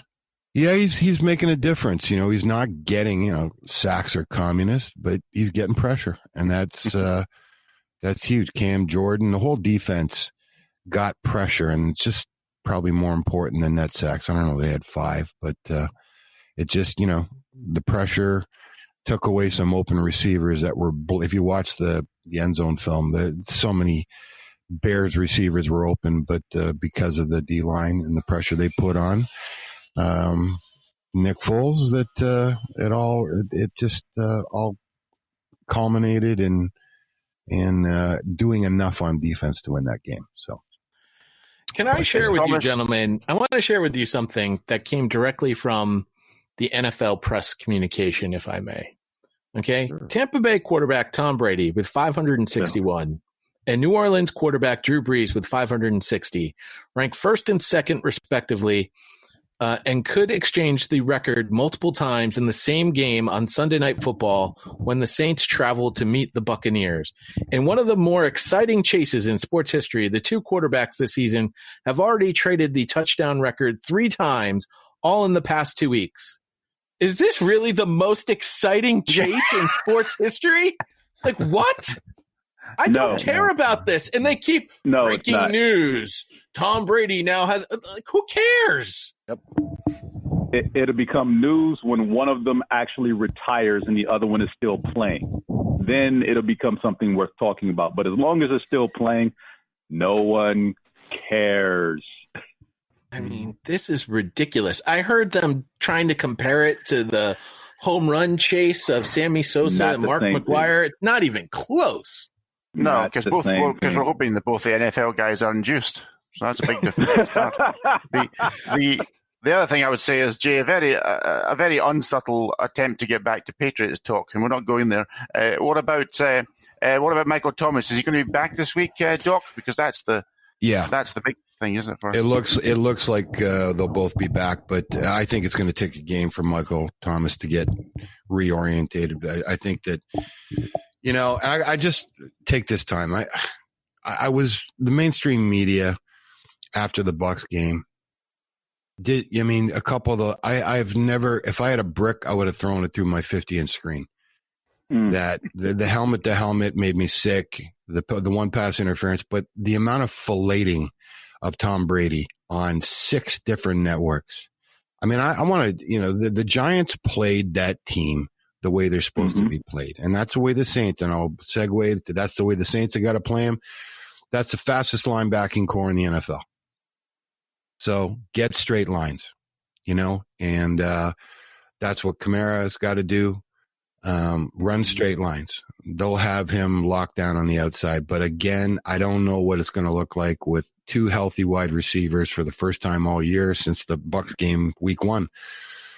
But the amount of filleting of Tom Brady, oh my God.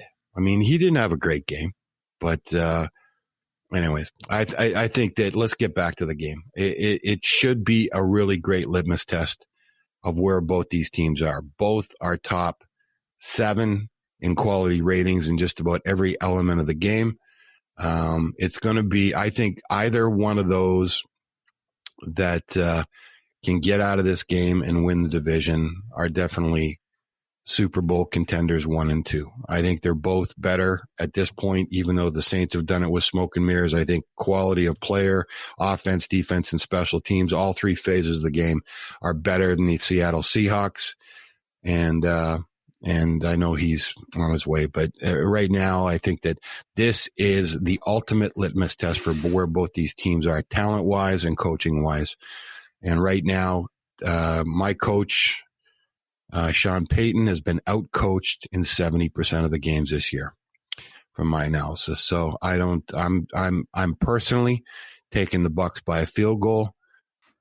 When you get in division games, gentlemen, no matter how much you think teams are injured or whatever, it's just like the NFC East. You can expect it's going to be a 3-point game. It's going to be the same with the Falcons. They're going to be 3-point games. So this is a field goal game. I can't see it any other way. Vegas has a 4.5-point game, just to put that out there. Also, I'm glad you mentioned Alvin Kamara, because with at least 69 rushing yards, he can become the first player with at least 500 rushing yards, 500 receiving yards in each of his first 4 seasons in NFL history, which is a pretty cool stat. You mentioned that Kamara was up there with some of the all-time greats, including LaDainian Tomlinson last week. I'm going to continue to throw that out there. And he's, what he's doing, guys? He's not been great at any one element. There's just 1 or 2 plays of games where it has been a game changer. If you look at that move that Breeze put on at the line, they set up 2 or 3 big Kamara plays by what they ran early in the game. And that is, he's always good for 40 here, 50 there. And those are important because that's what's got the Saints over the hump. He's done it the last 3 weeks. So he is at this point as unstoppable as Michael Thomas was last year. Buccaneers are 4th in the power rankings. The Saints are 9th. I will also add that both defenses are playing pretty good, and they like playing against each other. Cam Jordan for the Saints has 4.5 sacks in his past 4 versus Tampa Bay. Levante David has 5+ tackles in all 17 career games versus New Orleans. Devin White had a sack last week and aims for his 3rd in a row versus the Saints with 10+ tackles and fourth in a row overall with a sack. So the defenses are playing outstanding. I said this after the week 1 game is that I think the exact same score is going to flip-flop when they meet again. I think Tampa Bay has found their stride. They found their identity, and they're going to move forward and they're going to win this game while the Saints try and get healthy again.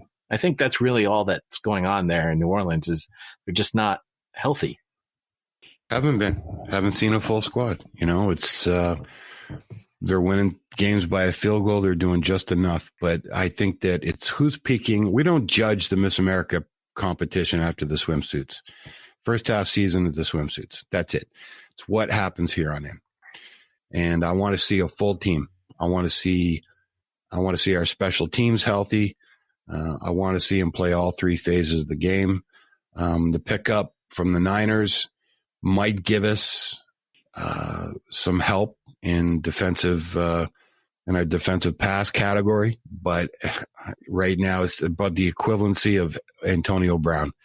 What's it going to add to a team that's already loaded with weapons? And he's not going to walk in after 3-4 practices and have a major impact. He's going to be good for 2 catches, 30 to 40 yards, but he's got too many other weapons he's got to keep happy in Tampa Bay. But I'm looking forward to it. I got some good cocktail menu ready to go for that game. So. Neil, who you got? I'm going to take the Tampa Bay Buccaneers, and I like you guys are saying it's going to be close division game, very tight. But I just think Tampa Bay are a little bit better defensively. I think the Saints can struggle in the back end defensively at times. If Thomas was in full swing in this part of the season for this game, I think I'd probably say the Saints could edge this. But I just think it's Kamara or nothing, isn't it, on offense at the moment for? Well, no, you guys, and don't forget we might have Marquez Callaway back. And he had 8 catches in Sanders? 3 quarters. He became no. Sanders is going to be there, but Marquez Callaway, the undrafted free agent, looked like Michael Thomas of old, and had 8 catches before he sprained his ankle there in the 4th quarter. He finally has got a groove with Drew Brees. Drew Brees could potentially, by the end of the season, have the best weapons in the NFL. Right now, he's got nothing until everybody gets back on the rails. James, what is the injury report and who you got? Taking the Saints in this one, but before I get into why injury hits real quick, Quan Alexander, the linebacker Doc was just talking about, won't play this week because of protocols for COVID and contact with the team or whatever. So even though he was acquired before the deadline, he won't play. Alvin Kamara, Marquez Callaway, foot and ankle respectively, were both limited in practice. Michael Thomas, ankle and hamstring, limited in practice as well. You already mentioned Drew Brees with the sprained shoulder. For the Buccaneers, wide receiver Scotty Miller, hip inner thigh injury. He's questionable. Chris Godwin, the other wide receiver, finger injury, full participant on Wednesday, but they won't know until Friday whether he's going to be able to actually catch a football. So you may see more Brown than anticipated, depending on how things work out on Friday. Offensive line for the Buccaneers, Ali Marpet shows up as questionable, along with linebacker Jason Pierre-Paul with a knee and Jamel Dean, cornerback, with illness. My concern with the Buccaneers, and this is something the Giants of all teams exposed in their defense, as good as Levante David and Devin White are, in the passing game, they were a liability. And a lot of the big chunk plays that Daniel Jones and the Giants were able to pull off in the passing game was play action. And there's biting on play action and there's completely selling out. And it looked like White and David completely sold out on play action and exposed a gaping void behind them and in front of the safeties for a lot of those 10 to 15-yard chunk plays downfield in those deep square ends by the wide receivers for the Giants. And that's something that concerns me. So like Doc said, it can literally just be Kamara and those other guys, because if Kamara gets anything going in the running game, I expect both of these linebackers to sell out again and expose a gaping void behind them in front of the secondary to allow whoever's playing wide receiver to catch balls behind them and just, move the ball down the field that way. That's something that's glaring for me. Also, the Giants don't have that great of a defense. I have no room to talk considering, they took the Eagles to the limit the last time we saw Philly play. But what they did to Tom Brady Monday night, team should take notes. Yep. Doc, what do you got cooked up for us this week?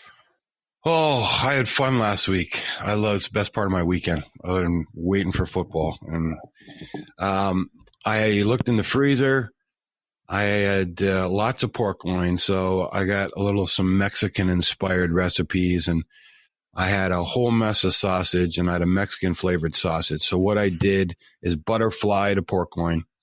I mixed up some chopped Mexican sausage with some spinach and garlic and onion, made a stuffing, rolled that thing up, seasoned heavily with my Mexican seasoning from my friends down in Texas from Rub and Right that sent me some new seasonings, and then got a cast iron pan out. I seared that thing on all sides, and I roasted it up in the oven, and I wanted either some kind of topping or gravy, but I decided on a fresh chimichurri with some nice citrus flavors, with some fresh avocado. So what we're giving you this week as a recipe is a Mexican sausage and spinach stuffed pork loin.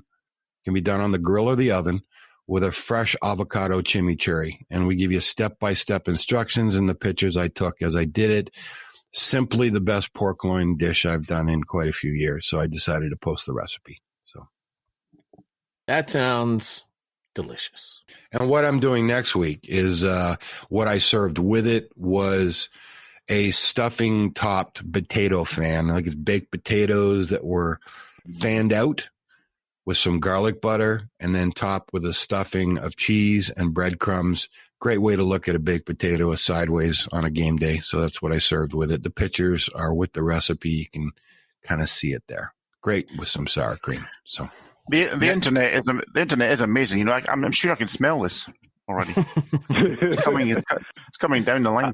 But what I would say, like Doc, is that drooling. Yeah, indeed. Yeah. What I would say, Doc, is that we're getting closer and closer, and I'm really waiting for this build up to Thanksgiving to see what you're going to hit us up with in Thanksgiving, because I can imagine something special coming down the line, and we all know there's nothing better than stuffing a bird. I'll tell you what is my most requested recipe is. Of all my recipes is around Thanksgiving and Christmas, inspired by the chefs at the Waldorf Astoria, the famous Waldorf Astoria. I'm giving you a turkey-loving 5-fruit cranberry relish that I give out dozens and dozens of jars of these. Does it have chili in it? No. Oh. Ooh. No. It's got fresh pineapple, fresh apple, orange rind, lemon zest, lemon juice, fresh cranberries, orange liqueur. I like Grand Marnier, sugar. And this stuff is as good on vanilla ice cream as it is on your turkey. But it just jacks up any cranberry. Did you say five fruits? I only counted 4 there. Cranberries, oranges, lemons, pineapples. Apples. Oranges, apples, yeah. Cranberries. There we go. Yeah. Nice. Don't make me count, man. I got grade 11 math. So. Yeah, I love the teas for Thanksgiving. It's driving me crazy. Nextfanup.wordpress.com is our website where all of Doc's recipes are located. They're also on our Facebook page, facebook.com/NFU podcast. Doc, I know you got to run. Thanks for jumping in on this game. Boys, you love your Saints. In the middle of this craziness we're going through this week, it's a great, as I was talking to James before, great diversion, man. It's like the best therapy. Food and football is going to get us through this this mess we're in. So, hey, we got the NFL, and I am blessed every day I wake up to think about it before I think about anything else. Gentlemen, have a delicious week in the NFL. Yeah, likewise. You too, Doc. Craziness. Clearly, he's referring to the Monday Night Football game. So, crazy Monday Night Football game as we look at the New England Patriots. And once again, there's the Superfans are dyslexic. They have a 2 in front of the 1. Should go the other way at the very least. And really, the 1 shouldn't even be part of it. It should just be a 2. Or actually, we could get rid of the 2 and just have a 1. That's really all that we need. I mean, could we really? The New York Jets are 32, and really that number, that looks like it could use a couple more numbers after it. Really, to highlight the Jets. The Patriots are favored by 7 points in this game, and they have won the past 8 against the Jets. Frankly, if they can't beat the Jets, there are bigger problems in New England than, oh boy. Yeah. Cam Newton was, here's what I'm worried about with Cam Newton. So, one. Go for it. I'm going to let you have this entire segment. Minus the one. Report. Cam Newton was signed a very cheap deal with the Patriots that's based on him achieving certain goals this season. It's pretty clear he's not going to achieve those certain goals. So Cam Newton's not going to make a lot of money this year. Secondly, he's not going to make a lot of money next year either, because he's not proving it. He was on a prove it contract, and he's proving that he should have been the last quarterback available in free agency this past season, which is also probably not sitting well with him. His attitude is one that I have previously seen in Carolina. When he's winning, he's all smiles and he's happy, go Cam, go team. When he's losing, he's got a towel wrapped around his head and he's pouty. This game sucks, Cam Newton. And I'm very concerned that attitude is going to permeate my locker room. No, it's not. I mean, your former quarterback was doing the same thing. So, I mean, my former quarterback was never pouty. This game sucks. My former quarterback was like, we got to go out there and win the next game because we don't lose 2 games in a row. I don't remember the last time the Patriots lost 4 games in a row. This was a long time ago. I remember. In a galaxy far, far away. It was 1980 something. You guys were 1-15. Oh God. Not have to remind me of that year. That was terrible. Oh yeah. Pick an 80s year outside of the Super Bowl against the Bears, and it's filled with 3-13, 2-14, 4-12, just all across the board. Just pick a year outside of 85. I don't think it matters if Sam Darnold plays in this game or not, but I will ask the question, is Sam Darnold playing in this game? Let's see. Sam Darnold, shoulder injury listed as questionable. The MRI turned out really good, feels a lot better, but that's what he said. We don't know if he's going to actually start or play on Monday night.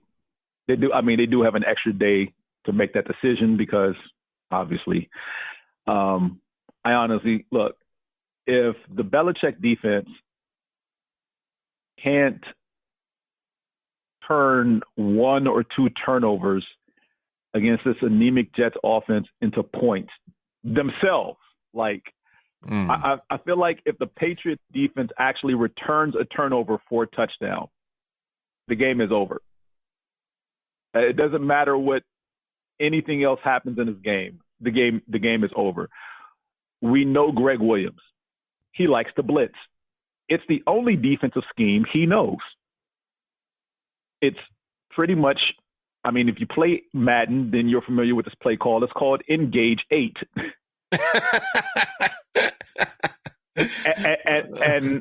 and that's the only play Greg Williams likes to run on defense. Yeah, it may look like he's calling coverage out there, but his coverages suck. Let's be real. Anytime he's not blitzing, his defense is picked apart. This team is void of any talent whatsoever, aside from Mays, the safety, and free him into another team because look what's happening in Seattle when that guy is healthy. But just, oh gosh, the Jets should just be a bye week, and yet your team struggling coming in. Well, I said this over the last couple of weeks. I question your offensive coordinator.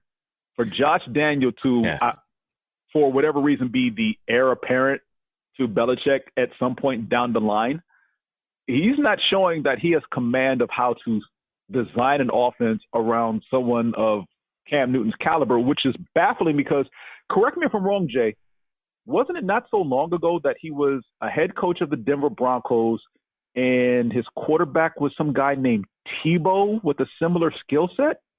Yeah. And they somehow went into a playoff game and beat Pittsburgh? Yeah. Behind Tebow? Yeah. At quarterback? Yeah. And yet that offense worked. So how is it not working with Cam Newton, who has a similar, if not superior, abilities than Tebow? And look, I get it. Your wide receiving core is a joke. Well, I mean, that was you mentioned that the Jets are devoid of all talent. The leading wide receiver for the Patriots last week was Jacoby Myers. Now, I love Jacoby Myers, but he's an undrafted free agent who had a career high 6 catches for 58 yards. Let me repeat. 6 catches. That's pretty good. 58 yards, though, on 6 catches. That means he wasn't very far away from the line of scrimmage whatsoever. No.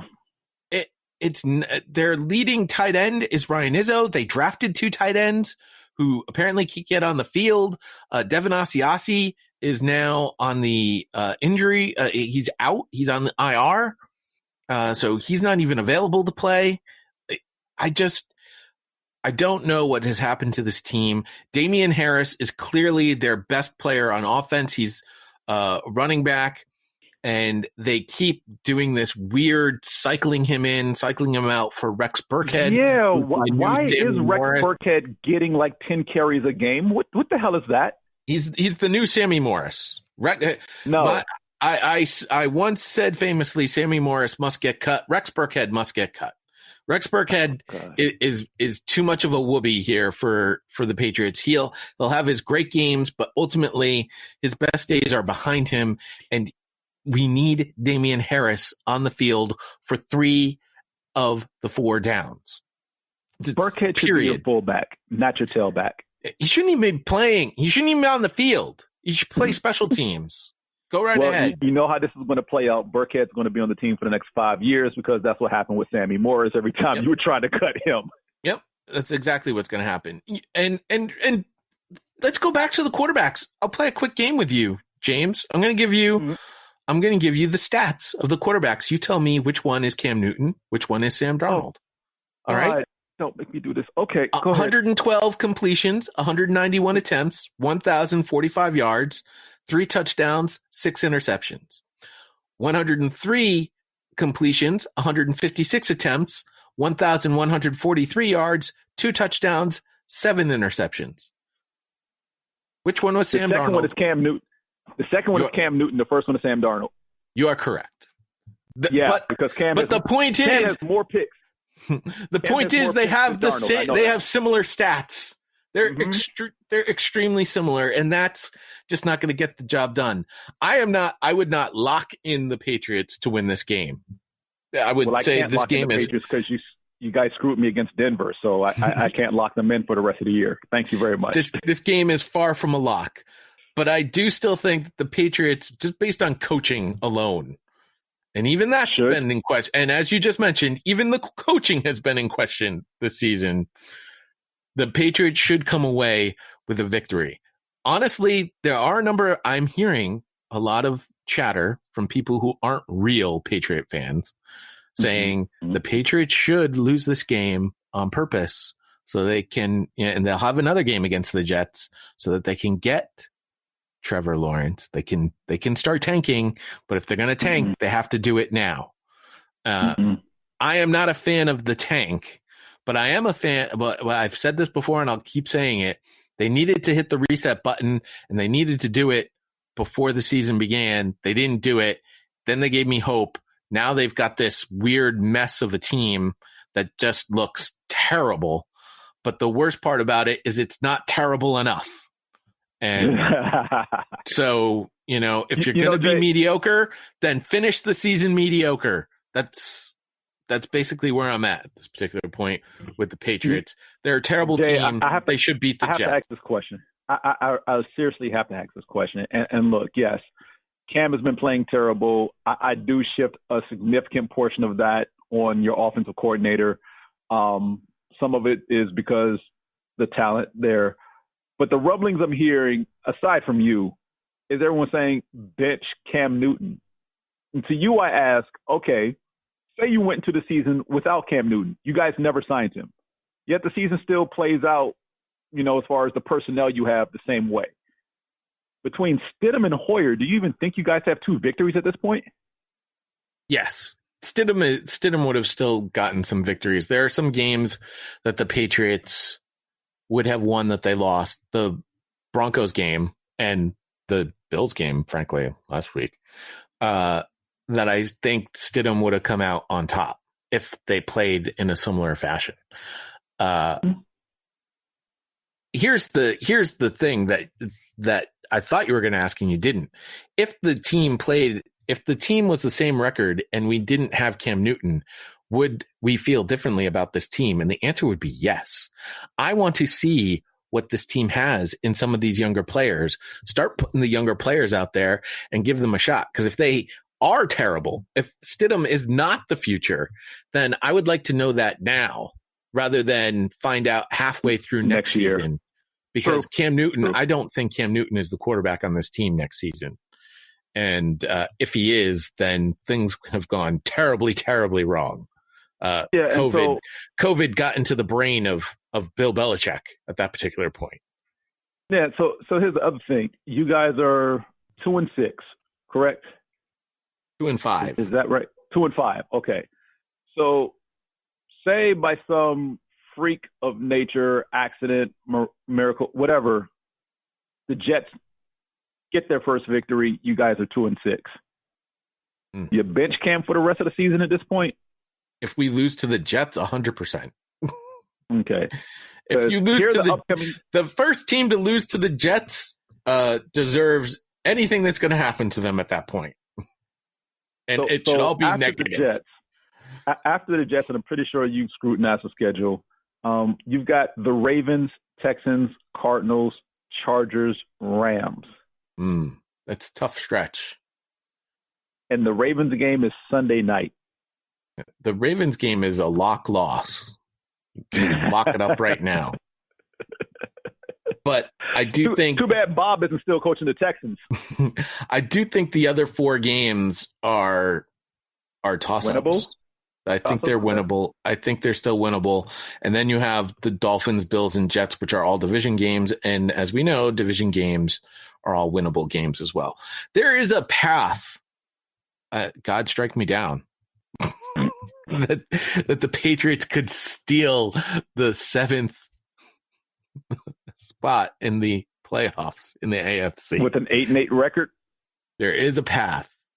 No, I mean, if they win games though, if they only lose one more game, that's 6. They can finish the season 10-6. I don't think that's probable. I don't think that's happening. But there is a possibility. 10 wins. There is a possibility. There is a possibility. Yes, I wouldn't bank on that. You're saying there's a chance. All right. No, we spent a lot of time on this Monday night game. Neil is falling back asleep. Yeah, I'm not going over injuries on this game. There are people who are playing. There are people who are not. They're either going to be wearing Patriots jerseys or Jet jerseys, and that's it. I will ask you about specific Patriots. How about Kyle Duggar? Is there any news? Is he on his way back? He's just listed as questionable. That's it. In fact, the only people the only people with anything extra besides questionable after the names are Lawrence Guy, who suffered a shoulder injury Sunday, and Jawan Bentley, who exited the Bills game to an inner thigh injury. Everybody else is questionable, and there's no other information. So I will give you Carl Davis, a defensive tackle. Okay. Carl Davis? Yeah. He's probably going to play. Wait a second. Is Bentley and Guy out? I don't see that. Oh. What are they listed as? They're listed as questionable, but those are their injuries. Oh, okay. Okay. inner thigh and shoulder. Oh, good. The Patriots' run defense has been atrocious. They were trending in the right direction. Neil even noted that they were a top 10 defense, and then boom, the bottom fell out. Of course it did. The defense is nowhere near a top 10 defense, and losing those two guys in particular would be bad. They've really been bad without Kyle Duggar. So that's been really the issue. Carl Davis, they have no bodies in the front seven. And the bodies they have are only, a portion of what they really are. It's a struggle. It's first world problems. Dalton Keene, your tight end. The other rookie tight end, who I believe did not play last week. Ryan Izzo was our only tight end. Oh gosh. Yeah, why is Ryan Izzo your only tight end for this offense that you run? There should be like 2 and 3 tight ends active every single week. I just talked to you. Devin Asiasi is now on the IR, and Dalton Keene is a rookie whom they drafted fairly high and were very high on, who doesn't seem to be producing in practice. Yeah. Okay. Yeah. N'Keal Harry. Yeah, N'Keal Harry, even if he's available, is not available. Okay, and then you have Stephen Gilmore. Yeah, he didn't play last week. If there's one area that the Patriots are okay in, it's their pass defense. They have a lot of depth there. I was wondering if he did not play last week because the Patriots were saving him to trade him. But that did not turn out to be the case. So yeah, he was the subject of some trade rumors, but nothing came of that. So we'll get maybe we'll see Stephon Gilmore back in there, and he'll finish out the season. And I really just want this team to hit the reset button. Like I don't want to see them be a mediocre team for year upon year upon year, and then luck out and get a 6th round quarterback who turns out to be the greatest of all time. I don't want to see that again. I want to see them be bad, draft well early in the draft, and build a solid nucleus so we can create a new dynasty. Yeah, of course you would. No. You deserve the mediocrity for like 3 decades after the crap you all pulled over the last 20 years. In Bill, we trust. Yeah, but he's not going to be there much longer. I'm not trusting Bill very much these days. Next fan remember when he used to coach in Cleveland? nextfanup@gmail.com to email us. At NFU Podcast is our Twitter. Facebook.com/NFU Podcast. You can get all of Doc's recipes and all of our podcasts and continue the conversation with us there. You can also check out Doc's recipes on our website, nextfanup.wordpress.com. For James, for Neil, for Doc, for all our super fans, I'm PodVader. Here's Kofi Annan. There you have it. Dear friends and colleagues, saying goodbye is never easy. I believe we can all feel proud of what we have done together. And through it all, you have maintained your professionalism and commitment and remained true to the spirit of the Charter. That principle. We go out, we hit people in the mouth.